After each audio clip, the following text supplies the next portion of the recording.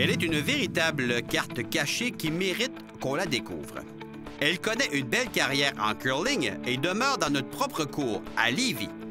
Amélie Blais a tout pour devenir le visage de ce sport dans la région. D'ailleurs, elle a participé récemment à Moose Jaw avec l'équipe du Québec au fameux championnat canadien, le tournoi des cœurs Scott. Dans le fond, c'était mon 6e championnat canadien en tout. Alors, une très belle expérience depuis que j'ai commencé à jouer. Alors, pour moi, c'est sûr que c'est excellent et j'aimerais bien sûr poursuivre dans cette direction. Un peu de ta passion pour le curling, qu'est-ce qui t'anime dans ce sport? Dans le fond, le curling, c'est un sport qui est de un individuel, mais aussi un sport d'équipe, donc qui vient vraiment combiner les deux. Alors, c'est ça qui est intéressant. On peut vraiment travailler sur sa propre performance, mais aussi sur la performance d'équipe. Donc, c'est vraiment d'aller créer une belle dynamique, dans le fond, dans le sport. Le curling étant une force au Canada anglais, donne un important avantage lorsqu'il s'agit de participation à l'international.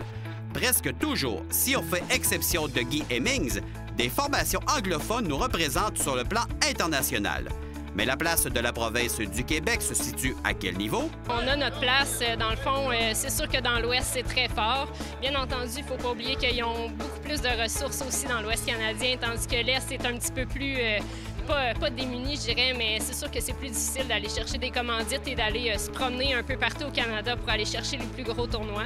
Alors, mais Québec, définitivement, sa place. Il y a d'excellentes joueuses et joueurs ici dans la province. Donc, il faut juste une petite tape de plus dans le dos, puis c'est sûr qu'on peut aller chercher des championnats canadiens.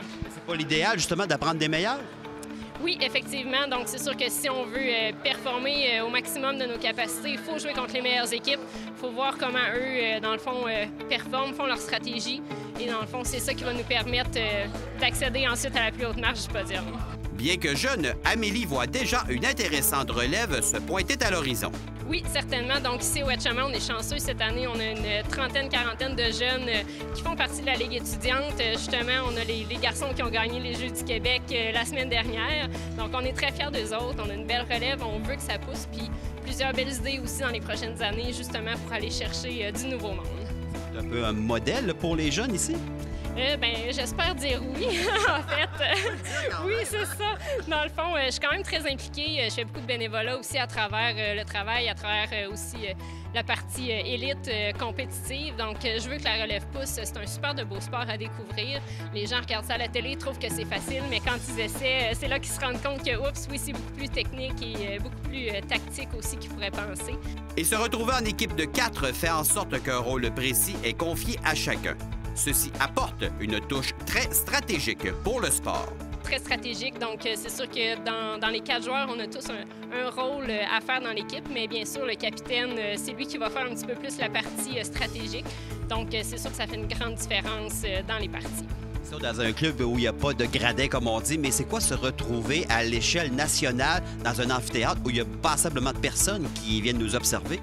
C'est sûr que c'est très différent. C'est quelque chose qu'il faut s'habituer. Le premier championnat canadien qu'on fait, bien, ça peut être très impressionnant. Justement, on joue dans les arénas, donc il peut y avoir 10 000, 15 000, 20 000 personnes, dans le fond, les supporters qui vont crier pour leur équipe. Donc, c'est sûr que c'est impressionnant. La qualité des glaces aussi est très différente de ce qu'on pourrait retrouver dans les clubs habituellement. Donc, c'est quand même très différent pour ça aussi que les équipes de l'Ouest ont plus de chances de jouer dans ces environnements-là, tandis qu'ici, dans l'Est, c'est un petit peu plus difficile. En plus de poursuivre une carrière professionnelle en massothérapie et compétitionner dans son sport, la sympathique jeune femme prend le temps de s'impliquer au sein du club de curling Etchemin. Bien, dans le fond, on est un club très actif ici, le club de curling Etchemin à Saint-Romuald. On est vraiment, c'est du monde, des bénévoles qui ont le cœur sur la main.